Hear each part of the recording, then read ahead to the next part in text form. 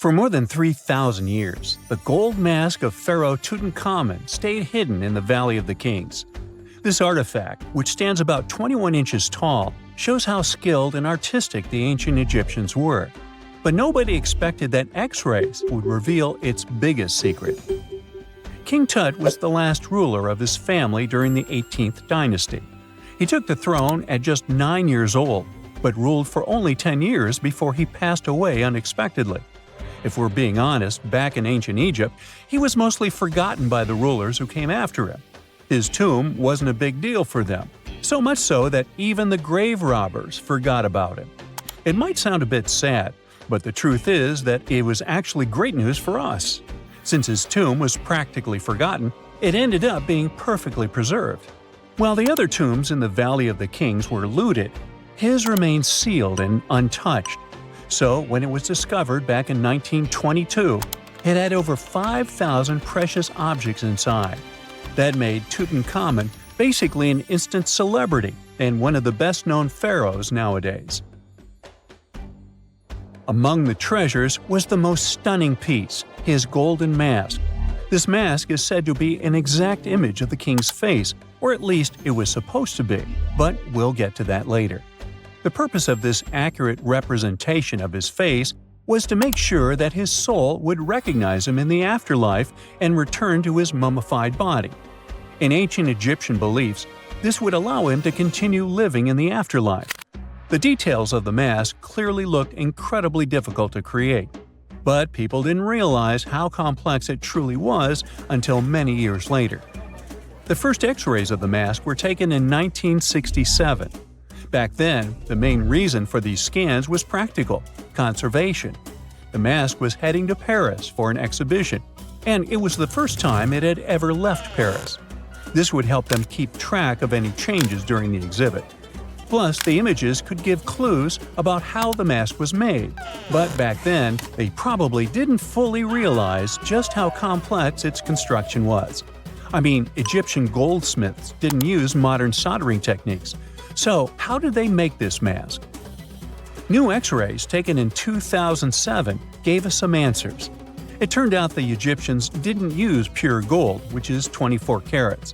The mask was actually made of 23-karat gold, meaning it was mixed with another material. So, specialists discovered that the gold sheets contained a small amount of copper, a reddish-brown metal. This was likely done to make the material more flexible and easier to shape. They would then shape the gold sheets by heating and hammering them over and over again. But there was one more secret inside the mask that wasn't discovered until 2015. The year before, the staff at Cairo's Egyptian Museum were working on the mask display when the long beard of the mask accidentally got knocked off. Another theory is that the beard had become loose over time and just fell off. Either way, the fact that King Tut's beard came off caused a lot of stress. After all, we're talking about one of Cairo's biggest tourist attractions, so the experts had to fix the problem quickly. The restoration process started with a detailed recording of the mask's condition. To do this, they had to take a full three-dimensional scan of the artifact, and, by accident, they found something very interesting in the mask. Inside the royal beard, there is a gold tube, an intriguing structure that the Egyptians likely used to attach the beard to the rest of the mask. And that proved, once again, that the process of making this mask was even more complex than experts thought. But the mysteries don't stop there. Remember how we mentioned that the mask was thought to perfectly represent King Tutankhamun's face? Well, that might not be entirely true. Some popular theories suggest the mask was never meant for him and was actually made for someone else. A study published in 2015 suggested the mask was originally made for a female pharaoh, his supposed stepmother, the famous and beautiful Egyptian queen Nefertiti. The biggest clue comes from an inscription on the mask. At first glance, it seemed to belong to Tutankhamun, but after a close examination, researchers noted that something else was actually written underneath King Tut's name. The royal name stamp seems to have been altered, and originally it had something written on it that translates to Queen Nefertiti. There is another feature of King Tut's golden mask that was overlooked for years, which adds even more mystery. As we mentioned earlier, experts believe he wasn't respected much by the pharaohs who came after him. And one of the clues that made archaeologists think this is the pierced ears on the mask. Some researchers believe that King Tutankhamun wouldn't have worn earrings after he was a kid. So, according to their theory, by the time he passed away at 18, he shouldn't have been represented with pierced ears. This could also support the idea that the mask originally belonged to Nefertiti, or maybe to someone who wasn't even connected to King Tut. But the mask isn't the only source of mystery. In fact, his whole tomb is full of puzzles. Recently, historians found a sign that the place where King Tut was supposed to be buried was changed at the last minute. For years, experts wonder why a pharaoh who ruled for 9 years ended up in such a simple tomb. When compared to the grandeur of other pharaohs' tombs, his tomb seemed, well, a bit plain. The idea that a king like Tutankhamun would have such an unremarkable resting place just doesn't match up with the power and importance he must have had in ancient Egypt. So, what happened? Well, apparently, this might have something to do with his successor, Pharaoh I. After King Tutankhamun passed away, researchers believe that I made sure to erase him from Egypt's history.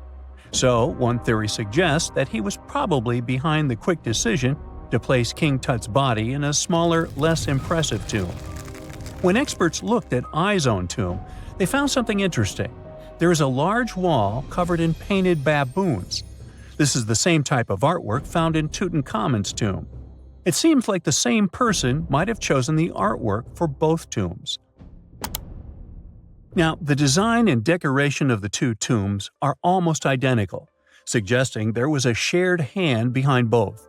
But there is one key difference. I's tomb is fit for a king.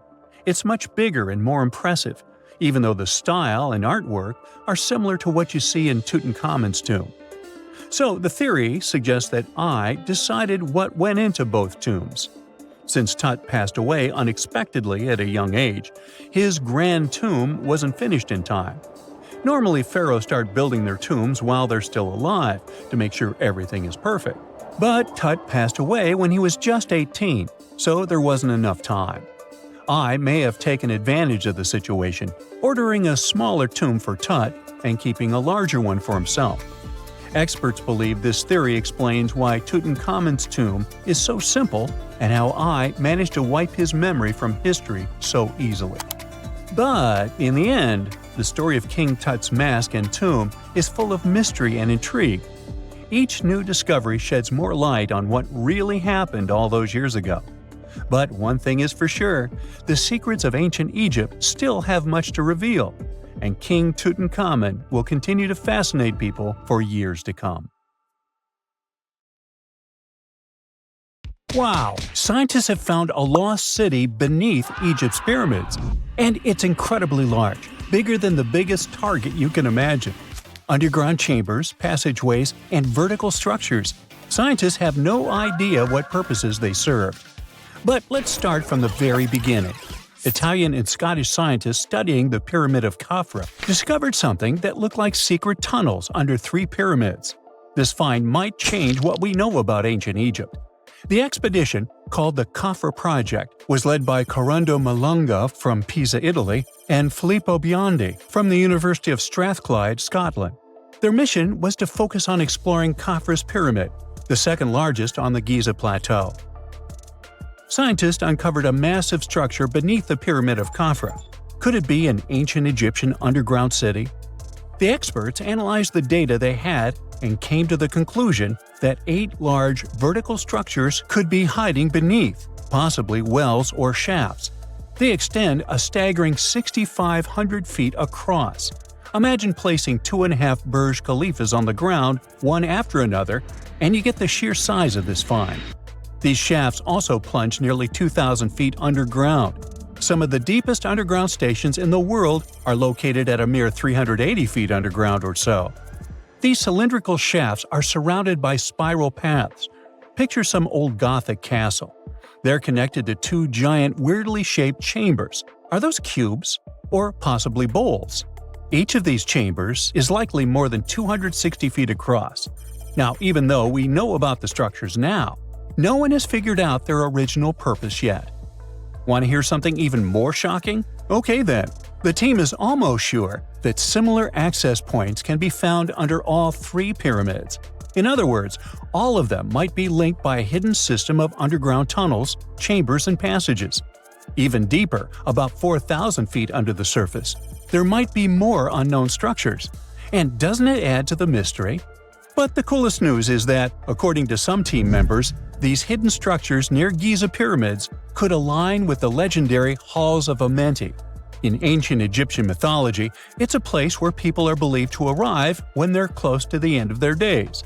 There, they are said to take a 3-day-long trial, facing their biggest fears. Now, how did scientists even discover these hidden spaces? To uncover them, researchers used 2 satellites positioned 420 miles above Earth. They sent radar signals to the Giza Plateau, and these signals generated detailed images, which were later compiled into a 3D model of the underground layout, including the newly detected shafts. Then, using synthetic aperture radar or SAR technology, which is a type of radar that can penetrate through stone, the team also spotted 5 small room-like structures hidden deep within the pyramid. One of these chambers contained a sarcophagus, which was once thought to be the tomb of Pharaoh Khafre. But now, scientists believe this was a mistake. The true burial site is likely to be elsewhere. In any case, these 5 hidden rooms were completely unknown before the scans. They seem to be arranged in the center of the pyramid and are linked to underground pathways leading somewhere below the structure. There's an opinion that these tunnels could lead to more hidden chambers and wells. Some of them might be around 4,500 years old. Wow! What if they help us solve ancient civilization mysteries? Preliminary data suggests that all this underground space can be much more than a few empty chambers. There might be many more hidden structures near the Giza pyramids. How come? Well, the thing is, the structure appears to include hollowed-out sections with spiral pathways leading even deeper underground. Refining the images hinting at this could reveal an extensive subterranean network. It might be a whole city hidden under the surface. Now, despite the excitement surrounding these findings, there are also a lot of people who don't believe in the existence of the underground city. They're skeptical about the archaeological discovery in Egypt due to the lack of peer-reviewed verification. That's why several archaeologists and radar experts have challenged the validity of the claims. They've explained that the technology used to make the discovery may not be advanced enough to produce such detailed underground imagery.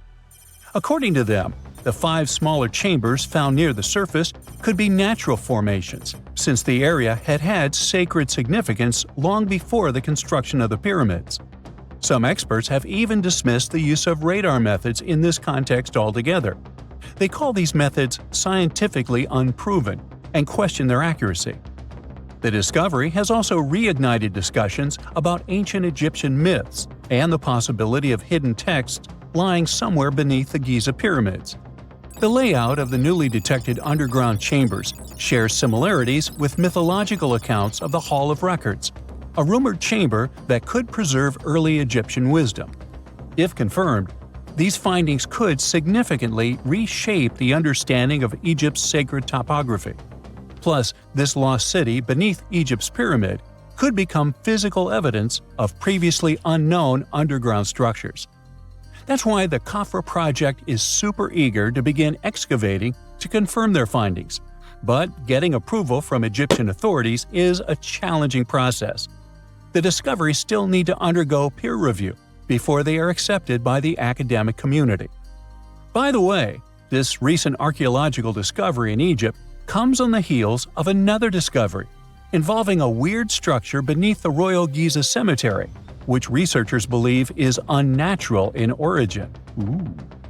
Archaeologists use remote sensing techniques and uncovered a mysterious L-shaped structure underground in the Western Cemetery of Giza.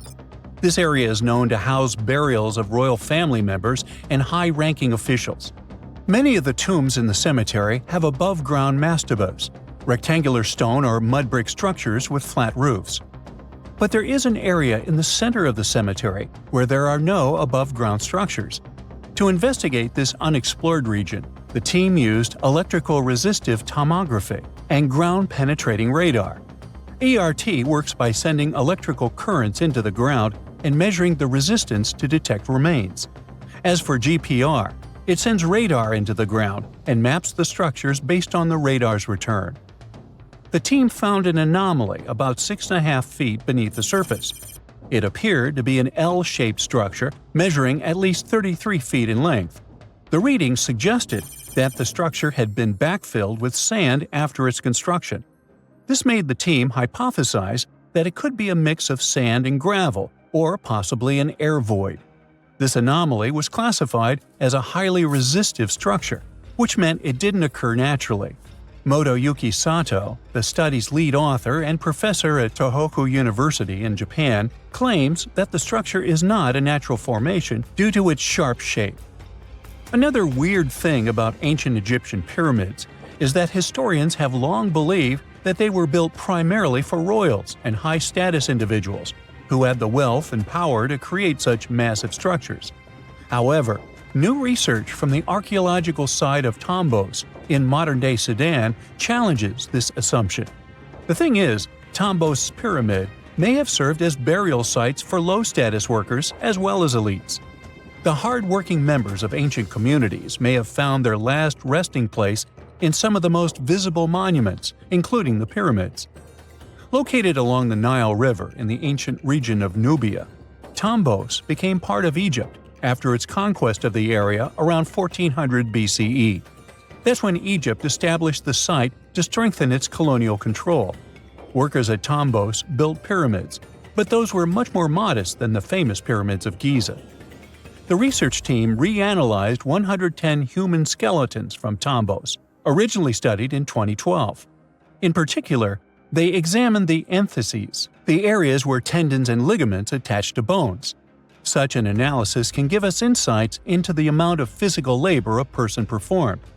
When someone does hard labor, their bones often develop distinct crests and ridges at these attachment points due to the stress on the tendons and ligaments.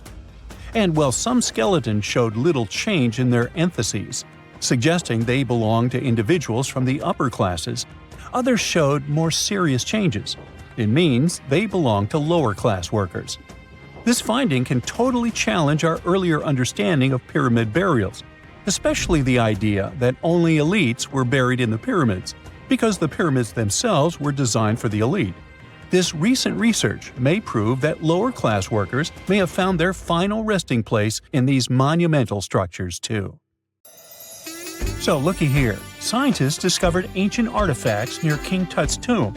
Turns out, his VIP final resting place looks more like a public graveyard with about a dozen wooden coffins that's been there for around 3,600 years. Okay, I might have exaggerated a tad. The 11 tombs weren't exactly right next to King Tut, but they were close, near the same city of Luxor. New findings in Egyptian tombs can help us piece together what life was like in ancient Egypt. And guess what? Ancient Egyptians seem to have been remarkably like us, modern humans. Say, the women have always loved jewelry, and archaeologists retrieved a beautifully made necklace with 30 amethyst beads and 2 agate beads, plus a hippo head amulet. Bet it was all the rage back then. Researchers also discovered 2 copper mirrors.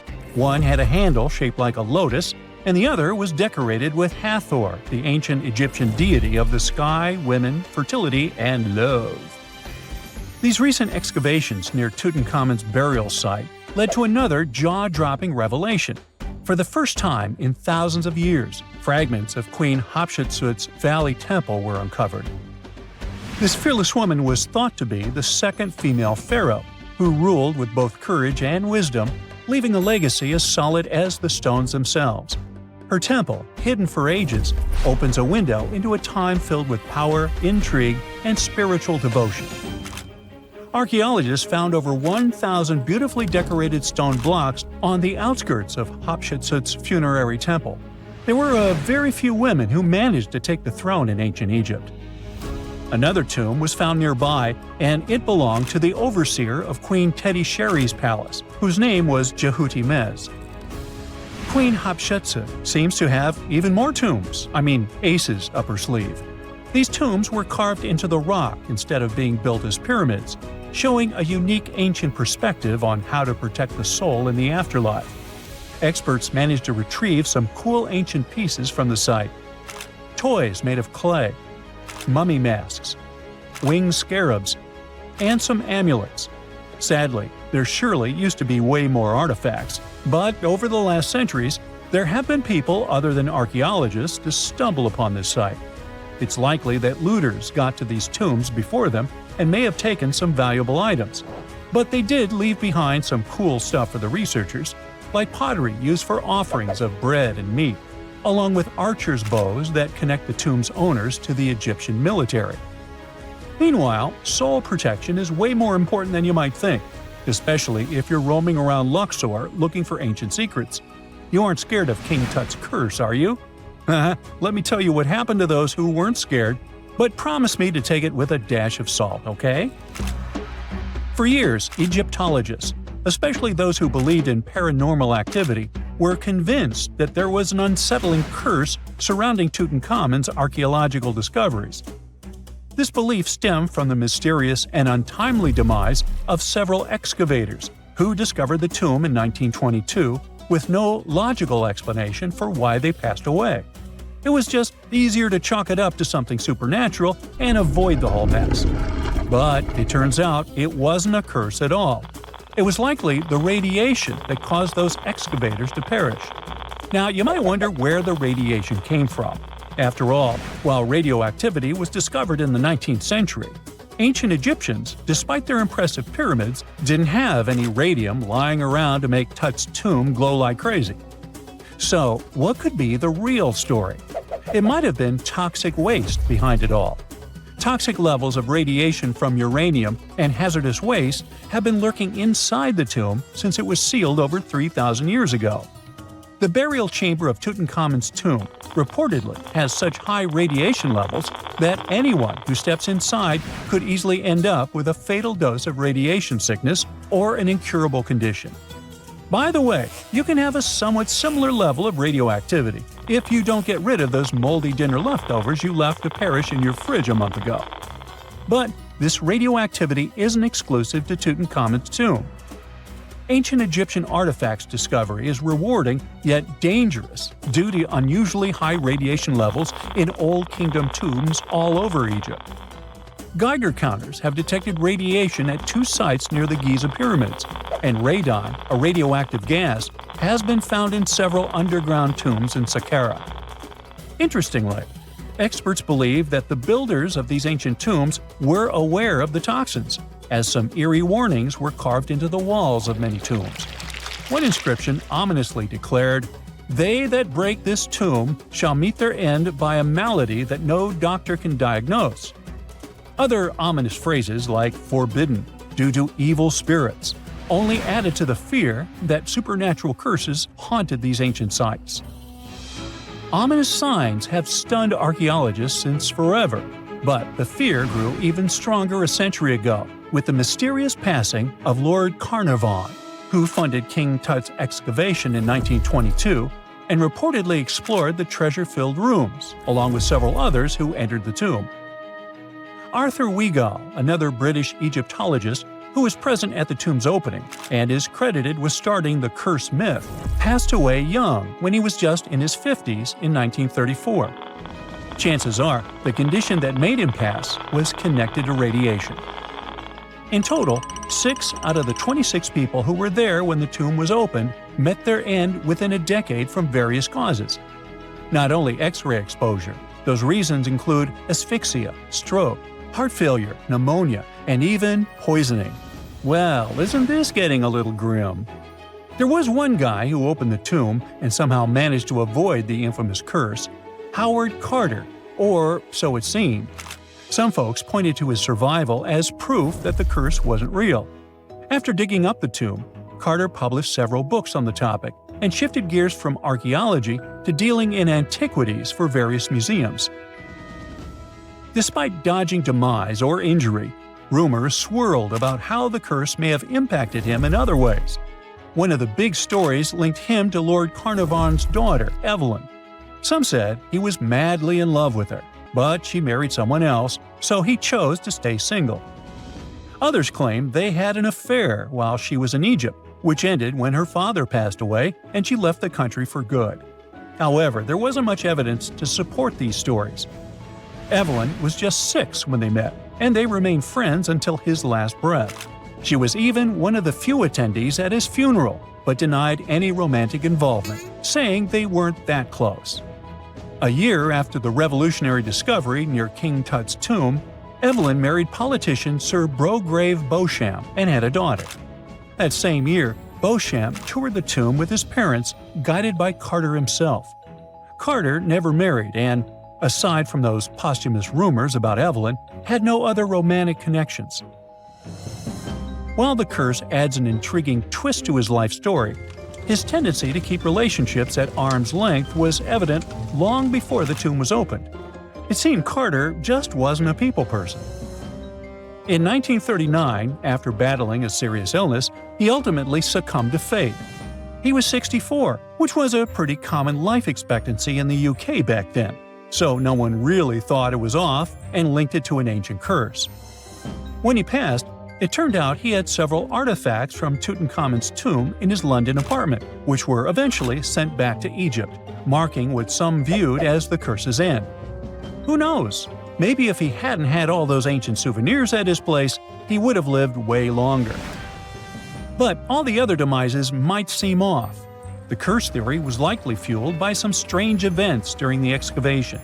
Carnarvon got a mosquito bite that became severely infected, and around the time they opened the tomb, Cairo experienced a bizarre power outage and a freak sandstorm.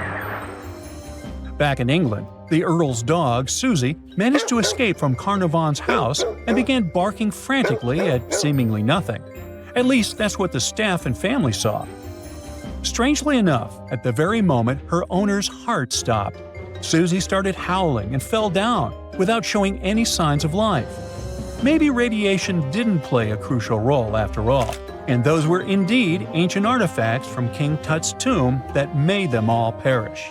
Spooky, huh? In November 1922, a boy walked through the desert mountains of Egypt and discovered some ancient steps carved into the rock. Subsequently, this find became one of the world's largest and most significant archaeological discoveries. This step was part of Tutankhamun's untouched tomb. Archaeologists found about 5,000 ancient objects, including jewelry, fabrics, painted vases, and funeral masks. You've probably seen one of them. It has become one of the most recognizable attributes of ancient Egypt. More than 100 years have passed since then, and now humanity has finally become close to another large-scale discovery, the tomb of Cleopatra. This queen was the last active ruler of the Ptolemaic Kingdom of Egypt, who sat on the throne from 51 to 30 BCE. There are many ancient records about Cleopatra, her reign, and her unusual personality, but until now, no one has discovered the secrets about her passing away in the burial place. So, one archaeologist, Dr. Kathleen Martinez, has been studying ancient records and temples around Alexandria for decades, and concluded that the tomb of the queen should be located under the ancient city of Taposiris Magna, founded in 280 BCE. It was a big city on the northern coast of Egypt, where tens of thousands of people were engaged in trade and industry, and it seems that Dr. Martinez's guesses turned out to be correct. She and a group of archaeologists have discovered a secret underground tunnel near Alexandria, with a length of about 0.8 miles. It was cut into the rock under Taposiris Magna's temple. During further excavations, they found many things that indicate Cleopatra's tomb lies in the tunnel's depths. It's also possible that she is buried there together with the Roman commander, Mark Antony. According to ancient records, Cleopatra and Mark Antony loved each other and together opposed the Roman Senate, which declared Antony a traitor. The fact that natural disasters have occurred on the territory of Taposiris Magna for thousands of years can complicate the excavations. Earthquakes and floods destroyed the city and possibly flooded its underground tunnels. But archaeologists hope the ancient tomb remains untouched, and that it hides many treasures and records about the royal life of ancient Egypt during the reign of the last dynasty. There's a chance that excavations will go underwater and in the mud. This will require much time and funding, but archaeologists are sure it's worth it. Anyway, it's too early to say that Cleopatra is really buried there, but scientists have found many things in the tunnel that confirm this, including clay pots, dozens of coins with the image of Cleopatra and Alexander the Great, as well as a bust with the image of the Egyptian queen. Cleopatra is still one of the most popular personalities in Egypt, on an equal footing with Ramesses III and Tutankhamun. She inspired many films, paintings, and books, but what made her so popular? She became famous for her inconsistency. She was a beautiful, intelligent ruler who pulled Egypt out of the crisis and made it a prosperous power. Medieval Arabic texts say she knew chemistry, mathematics, and philosophy, and may have written several scientific books. She knew several languages and had excellent diplomatic skills. At the same time, there are many legends that she was a femme fatale who drove many men crazy. However, there's no evidence that her beauty was incomparable. The image of a stunning model was created by Hollywood when it made several films where famous actresses performed the role of Cleopatra. And the Roman Emperor Octavian, the adopted son of Julius Caesar, specially created the image of Cleopatra as an insidious seductress because he was her enemy. Even though she was born in Egypt, Cleopatra wasn't an Egyptian. Her ancestors were Greeks, among whom was one of the generals of Alexander the Great. However, the people of Egypt loved her. She learned the language and was very sensitive to the traditions of this country. She knew the history, mentality, and customs of ancient Egypt well. She raised the level of its economy and strengthened its status as a world power. Much of this was made possible thanks to her cunning and impressiveness. She loved theatrical performances and lavish celebrations. She knew how to surprise people and put on a show. But behind the exterior image of a luxury lover was an intelligent and calculating ruler. Ancient Egypt was a rich, luxurious country, and Cleopatra did everything to increase its wealth and strengthen its position in the international arena. For example, she was once in conflict with her brother Ptolemy XIII. The queen knew that she wouldn't be able to resist him, so she decided to attract Julius Caesar to their side. The Roman emperor arrived in Alexandria, where Cleopatra wanted to meet him, but Ptolemy knew about her plans and was about to prevent her from coming to Caesar. Then, instead of a rich and noisy arrival, Cleopatra decided to make her visit inconspicuous. She wrapped herself in a carpet or linen bag the emperor's servants carried into Caesar's private chambers. Cleopatra emerged from the carpet and impressed the Roman emperor with her beauty and determination. As a result, they fell in love with each other and became close allies. After some time, she impressed another influential Roman for diplomatic purposes. She arrived to meet Mark Antony on a golden barge with purple sails and silver oars. Cleopatra was dressed in the image of Aphrodite and sat under a magnificent canopy. Her servants dressed like cupids and were blowing her fan and burning incense. But Cleopatra created such a show for a reason. She knew that Antony revered Greek mythology and considered himself the embodiment of Dionysus. As a result, he was so impressed with this woman that he ended up marrying her. Cleopatra defended her crown, strengthened her alliance with Rome, and bore Antony 3 children. In Egypt, they threw big parties and enjoyed wealth with power. However, the relationship of a high-ranking official with the Egyptian queen caused a scandal in Rome. Octavian was Antony's primary opponent in the struggle for power, so he exploited the situation to darken the competitor's reputation. He used propaganda to make Cleopatra an insidious seductress in the eyes of Roman citizens. He accused Antony of succumbing to her charms. The Roman Senate supported Octavian and declared Cleopatra an enemy. In 33 BCE, this conflict reached a high point when Antony's navy clashed with Octavian's fleet. The latter won and forced his enemy to flee to Egypt with Cleopatra. According to some records, they took refuge near Alexandria. Pursued by the Romans, they hid in one of Cleopatra's palaces and met their end. Some legends say that Cleopatra was an expert in poisons. She provoked a venomous snake, a viper or an Egyptian cobra, to bite her. Also, according to another legend, she pricked herself with a poisonous needle. There's a theory that Cleopatra always carried an ampule with poison inside her hairbrush. And when she was cornered, she soaked the needle with this poison and pricked herself. None of this can be said for sure. Scientists are still trying to find out the truth. Perhaps when they reach Cleopatra's tomb, the world will get more answers about her tragic fate. She is considered the last ruler of Egypt.